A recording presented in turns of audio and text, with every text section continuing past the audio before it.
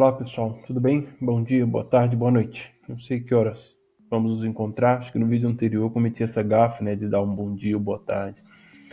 Mas enfim, coisa de youtuber novato. Espero encontrá-los bem, né?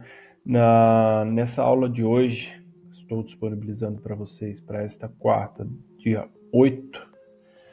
A gente tratou de um assunto, ou vai tratar de um assunto, processos, né, que está no capítulo 3 do livro. Disponibilizei ali no Moodle slides, o próprio livro, um fórum para a gente, possíveis discussões ou tira dúvidas.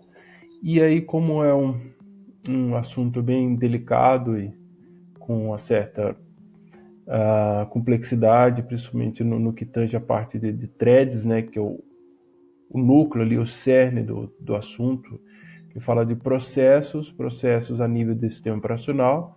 Quando a gente fala de sistemas distribuídos, a gente baixa um pouco, ou na verdade sobe o nível para threads, que são processos internos ali aos processos dos sistemas operacionais.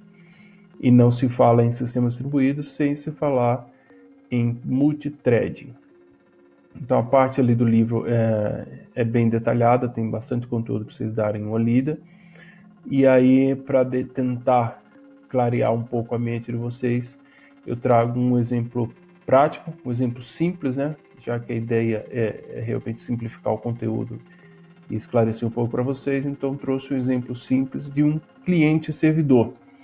Um cliente sem thread, com thread, para vocês verem como é que fica essa diferença, né? Imagino que na teoria já tenham entendido, mas na prática, e aí vendo um código, isso fica mais evidente. Tá joia? Eu já sei que, né, andei sondando com os outros professores que o conceito de socket vocês já conhecem, na verdade acho que na prática também, se não me engano, assim, na quinta fase com o professor Gerson, vocês trabalharam com sockets em Python, agora a gente vai ver alguma coisa em Java, que também é bem simples. Então a ideia que eu vou desse exemplo prático é a gente desenvolver, colocar para você rodar um servidor que está aqui, está instanciado através de um objeto da classe server-socket, joguei uma porta 1, 2, 3, 4, 5, rodando localmente, né? Não preciso passar o IP, ele já considera o IP local, e ele vai ficar aqui numa repetição recebendo conexões. Quando ele chega nessa linha aqui, ele fica à espera de um cliente se conectar. A partir do momento que o cliente se conecta aqui, eu simplesmente jogo uma mensagem e o IP do cliente, dizendo que ele está conectado, e executa o algoritmo. O que é o algoritmo? Simplesmente ele pega a data atual, a hora e data atual, e devolve, né? Esse objeto que eu chamei de saída, que é um Object Output Stream, é um objeto Java como se fosse um cano ali para a transmissão dos dados dentro do socket. É tanto que o objeto saída, ao instanciar aqui da classe Object Output Stream, ele recebe como parâmetro do construtor a própria conexão, que é o meu socket. E aí devolve a data. Então é um servidor bem simples, um servidor que está escutando na porta 1, 2, 3, 4, 5, quantas conexões forem enviadas, né? Ele vai estar num loop infinito até que a gente pare de executá-lo. Então, acredito que não tenha muito segredo esse, esse servidor aqui para vocês. E como eu falei no próprio Moodle, todo o código vai estar disponível. E aí o cliente, obviamente, que vai se conectar nesse servidor, também mais simples ainda. Utiliza agora a classe socket, conectando num IP específico, no caso localhost, obviamente na mesma porta, para conseguir efetivar a conexão. Ele conectando, ele já vai dar uma mensagem aqui que eu chamei de cliente 1 conectado. Eu vou explicar porque eu chamei de cliente 1 e vocês já devem ter visto aqui um cliente 2. Esse cliente 1 vai abrir aquele mesmo canal que no servidor é um output, é uma saída, no cliente é um input. Então ele conecta com aquele canal também através do socket cliente e lê o objeto. Como a gente sabe que o objeto é uma data, eu faço um cast aqui para a data e aí jogo numa telinha bonitinha, um option pane, que é uma tela gráfica, a data recebida do servidor e encerro a conexão. Então, uma conexão, um cliente bem simples. Então, a gente vai rodar o servidor. Deixa eu dar aqui em um run. Servidor simples. Vou rodar aqui embaixo. Tá aqui. Servidor ouvindo a porta 1, 2, 3, 4, 5. Quando ele receber uma conexão, ele vai dar uma mensagem para nós. Então eu vou aqui no cliente 1 e executo. Cliente 1, executando. Então tá aqui a saída do cliente 1, vou fechar aqui o cliente 2. E aqui já está a resposta. Data recebida do servidor, dia 7, 9h30 da noite. Isso aí, são 9h30 da noite agora, da terça-feira. Então, recebeu, o cliente foi conectado, recebeu a mensagem, encerrou a conexão. E aqui na saída do servidor, deu a mensagem do cliente nesse IP. Então, isso aqui identifica que ele fez uma conexão. Eu posso rodar novamente. Vou receber novamente o retorno. Aqui o servidor vai estar, que já recebeu 2 conexões, roda novamente, vai receber, vai estar lá, recebe 3 conexões. Ver que no cliente eu não faço nenhuma referência ao objeto da outra classe, só uma conexão via rede de fato. No caso, um teste local, mas para ser um teste distribuído ou em outra máquina na rede, bastava ter um outro computador. Claro, se eu abro um outro cliente 2, não precisava ser 2 classes, né, pessoal? Só para tentar ficar mais didático, mas poderia ser mais 2 objetos da mesma classe. O cliente 2 faz exatamente a mesma coisa, só troquei o nome aqui para cliente 2. Também executo ele, por enquanto o meu servidor já recebeu 3 conexões.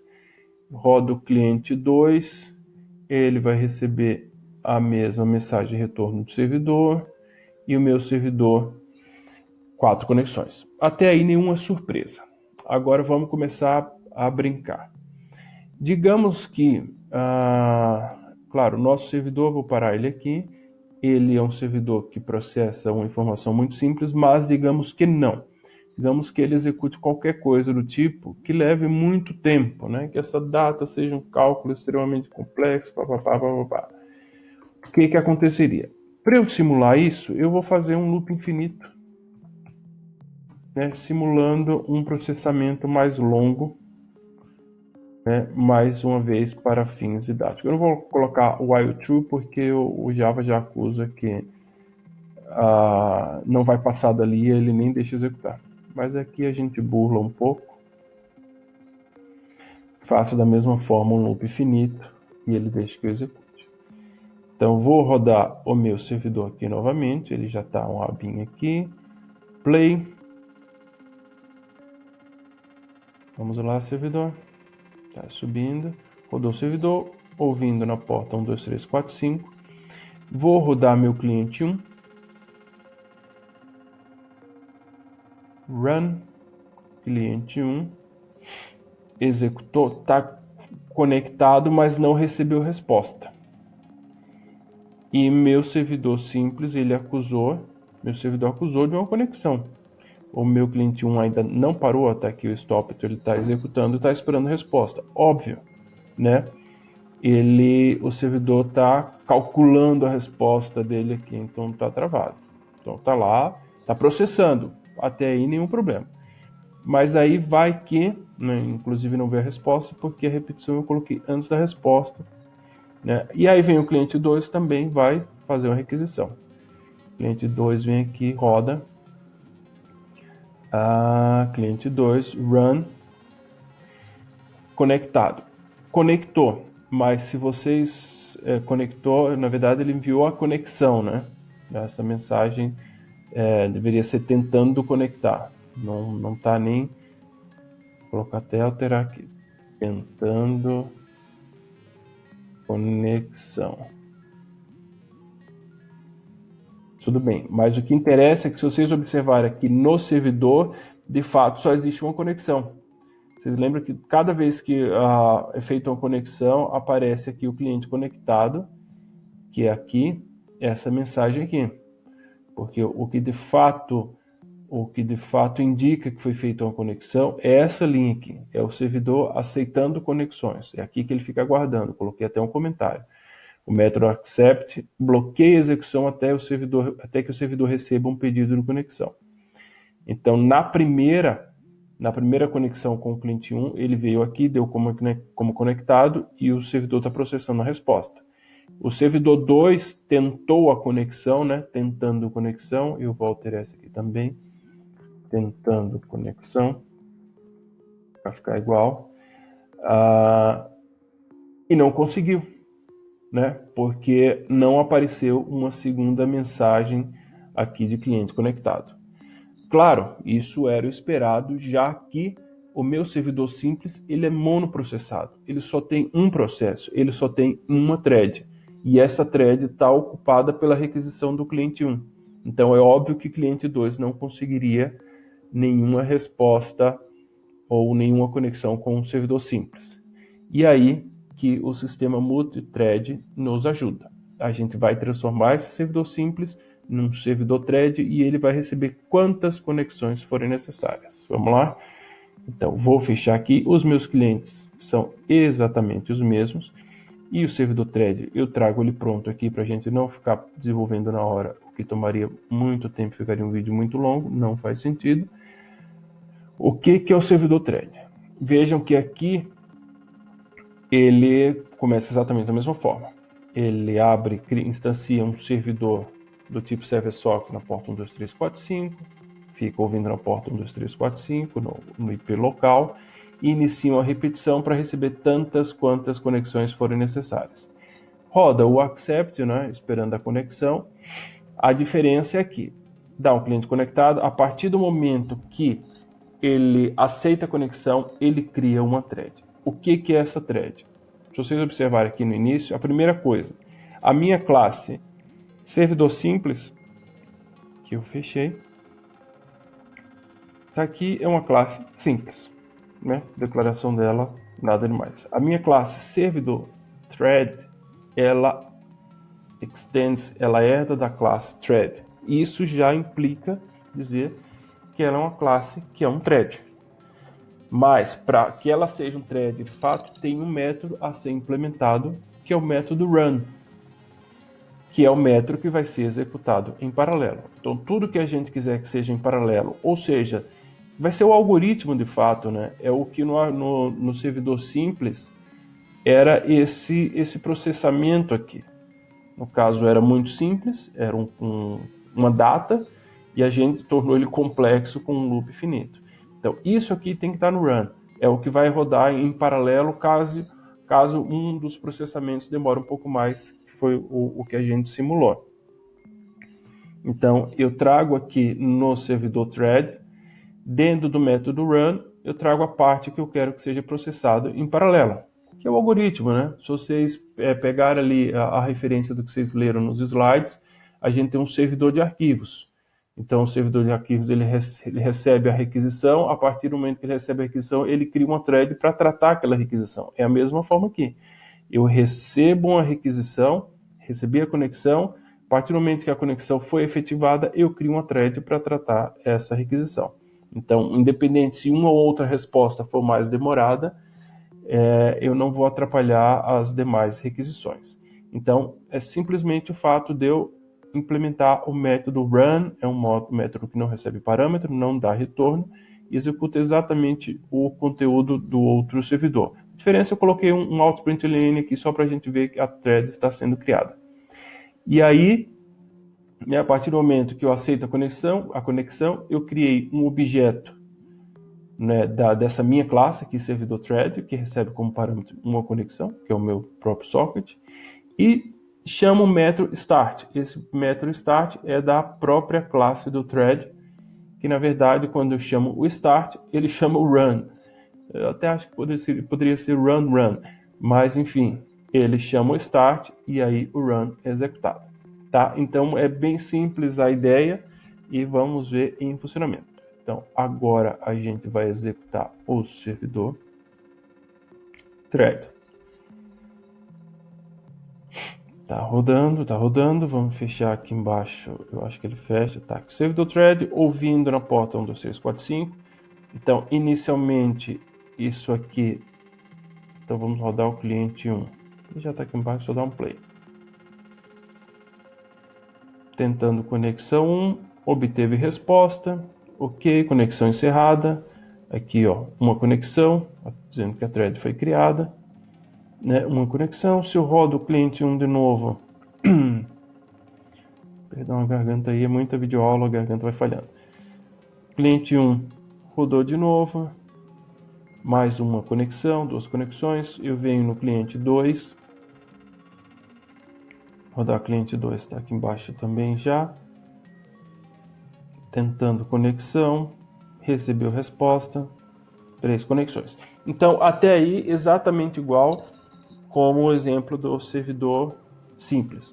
O que a gente vai mudar agora no thread, e eu já vou tirar essa mensagem aqui para não nos atrapalhar, vou comentar. A gente vai tornar o algoritmo complexo. A gente vai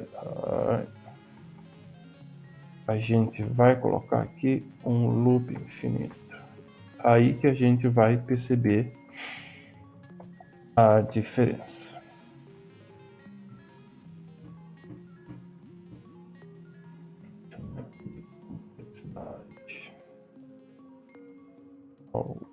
Algoritmo complexo.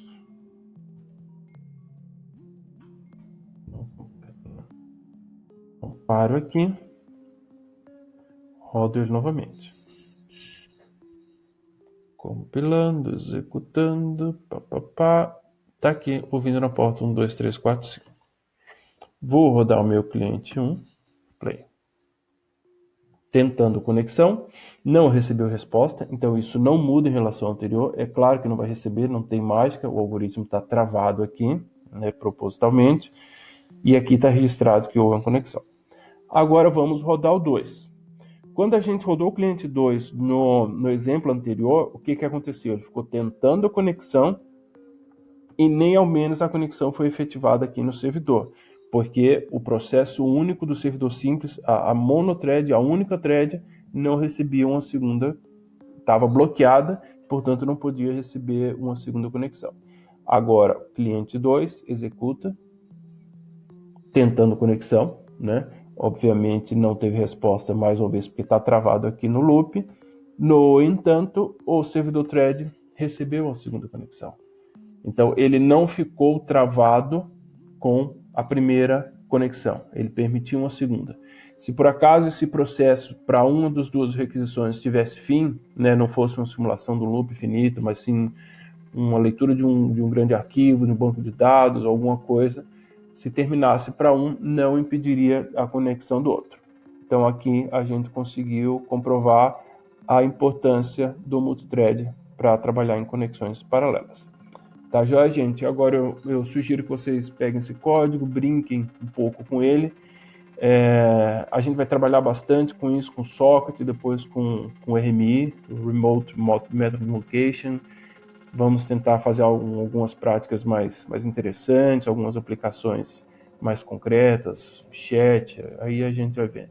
Espero que a gente esteja de volta presencialmente o quanto antes para facilitar o nosso trabalho. Eu sei que remotamente é tudo um pouco mais complexo, mas faço o apelo aí para os colegas, os nossos estudantes, que eu sei, né, mais uma vez entendo a dificuldade, mas que façam um esforço para acompanhar a matéria. Não só essa, mas todas as demais. Eu acabei de acessar o Moodle e vi que na aula da semana passada, no material que foi o vídeo sobre o sistema CORD e aí a possibilidade de vocês reimplementarem ali já com ajuda minha, eu vi que só metade da turma acessou. Então, aos colegas que estão acessando com mais frequência, dá uma chamada, de repente não estão sabendo, não sei, mas dá um toque, ó, tem material disponível, vamos estudar, né? Não sei qual é a condição de cada um aí de computador, de internet, mas quem tem essa condição, é importante que, né, devido à situação, se ocupe um pouco aí a cabeça, e estudando é uma ótima forma de passar o tempo aprendendo. Tá joia? Então, Estudem, as dúvidas vão estar disponível ali através do fórum no Moodle ou mesmo por e-mail, né? Eu vou atender das duas formas. E a gente vai se encontrando por aí. Cuidem-se, pessoal. Grande abraço.